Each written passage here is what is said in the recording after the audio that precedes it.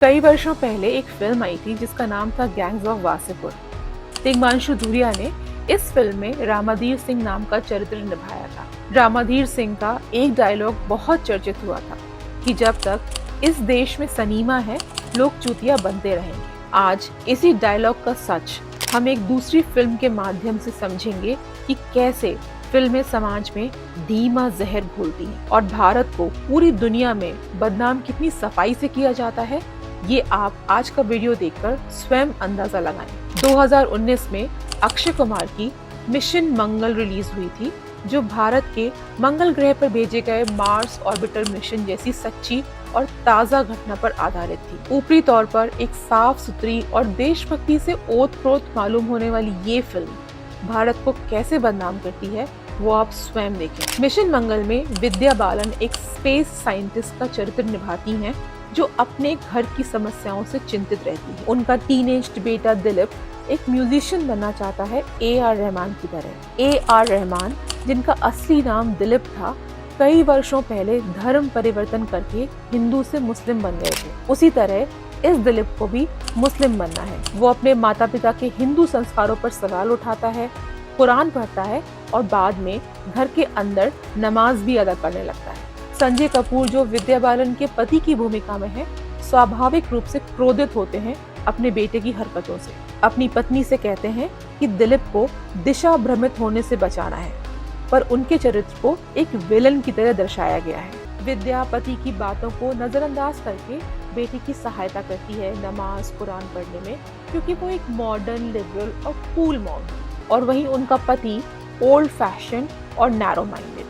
दर्शक इस लिबरलाइजेशन पर तालियां बजाते हैं। मान लीजिए यदि किसी फिल्म में कोई मुस्लिम परिवार का बच्चा व्रत, पूजा और रामायण पढ़ता हुआ दिखाया जाता तो सोचिए कैसा बवाल मचता। ये एक षड्यंत्र नहीं तो क्या है, हिंदुओं को अपने धर्म से भ्रमित करने के लिए। इसी फिल्म का एक उदाहरण और देखें। मंगलयान को बनाने में जो वैज्ञानिकों की टीम लगी है, उनमें से एक वैज्ञानिक है नेहा सिद्दीकी नाम की।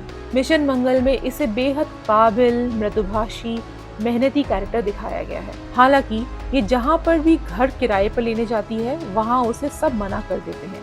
मजबूरन वो एक छोटे से हॉस्टल में जैसे तैसे गुजारा कर रही है। दर्शकों को ये देखकर गुस्सा आना लाजमी है कि भारत में धर्म के नाम पर ऐसा भेदभाव होता है जिससे वैज्ञानिक तक अछूते नहीं हैं। पहली बात तो ये कि ये कैरेक्टर पूरी तरीके से फर्जी है, इसे कहानी में जबरदस्ती जोड़ा गया है।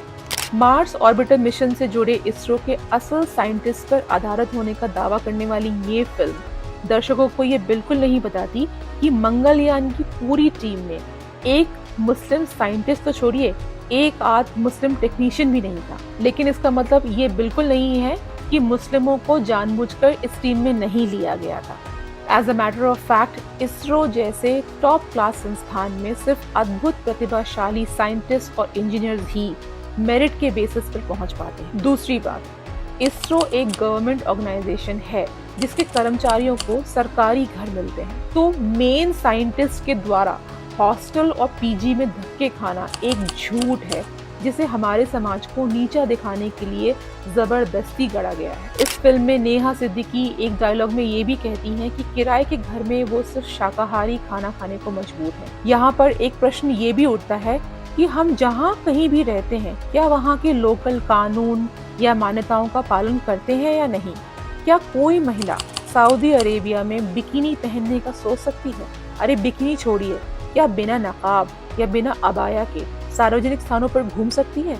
नहीं, क्योंकि वहाँ का कानून महिलाओं को बिना काला अबाया पहने घर के बाहर निकलने पर प्रतिबंधित करता है। ठीक उसी तरह क्या किसी मुस्लिम के घर कोई दूसरे धर्म का व्यक्ति पोर्क यानी सुअर का मांस पका सकता है? इसके परिणाम भी आप सोच नहीं सकते, है ना? हिंदू संस्कारों को ना मानना, उनका मजाक उड़ाना कूल क्यों है? इसके बारे में सोचिए जरूर। मिशन मंगल में शर्मन जोशी भी एक सीधे साधे अविवाहित वैज्ञानिक की भूमिका में है जो ज्योतिष पर विश्वास रखते हैं। अब यहाँ ये कहने की आवश्यकता ही नहीं है कि उनका चरित्र कैसा दर्शाया गया होगा।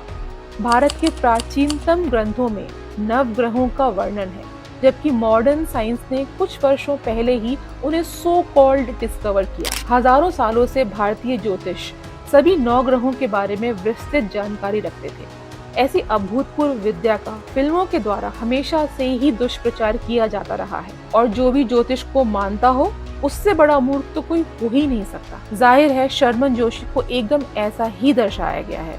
सोनाक्षी सिन्हा इस फिल्म में हर जगह उनके सीधेपन और शराफत का मजाक उड़ाती हैं और उन्हें वर्जिन वर्जिन कह के चिढ़ाती हैं। यानी विवाह के बिना सेक्स करना और अपना कुंवारापन किसी ऐरे गहरे के हाथों नष्ट करना बड़ी बहादुरी का काम है और इनके लॉजिक के हिसाब से हर किसी के जीवन का एक बड़ा अचीवमेंट है। एक दृश्य में शर्मन कहते हैं कि उन्होंने अपनी वर्जिनिटी अपनी होने वाली पत्नी के लिए संभाल कर रखी है, जिस पर सोनाक्षी कहती हैं कि शादी सिर्फ एक्सपीरियंस वालों की होती है, तुम्हारे जैसों की नहीं। भारत में शादी एक पवित्र बंधन है जिसमें बंधने के पहले सिर्फ ये नहीं देखते कि 2 व्यक्तियों ने कितनी बार और कितने लोगों के साथ सेक्स किया है और जिस संबंध की बुनियाद सिर्फ और सिर्फ शारीरिक आकर्षण और सेक्स पर टिकी हो वो कितने दिन चलेगा ये आप खुद अंदाजा लगाइए। इस प्रकार के कई उदाहरण इस फिल्म में भरे पड़े हैं जो हमारी संस्कृति का परिहास करते हैं। तो प्लीज आंखें खोलिए और इस तरह के फेक नैरेटिव को बॉयकॉट करिए।